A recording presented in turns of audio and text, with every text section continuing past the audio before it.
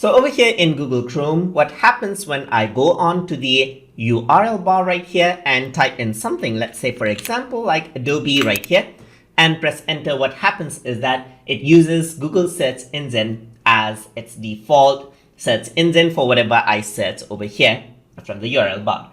But if I want to change that out, then I can go on to the three dot icon right here, and then I can go to settings. So if I were to scroll down right here, you can see that the search engine option pops up, and the default search engine that is selected is Google. So if for some reason I want to change that out, I can go ahead and choose Bing, let's say for example, and then what happens is that now if I were to go over here, you can see that it opens up the Bing web page, and if I were to go ahead and search for something right here, like let's say for example computer, and press enter, you can see that it uses the Bing search engine instead of Google search engine. Similarly, you can go ahead and let's say if you want to use Yahoo, then you get Yahoo search engine. So if I were to go and say computer right here, now what happens is that it uses Yahoo, just like this. So all you have to do is select, and there you go, there's the DuckDuckGo right there.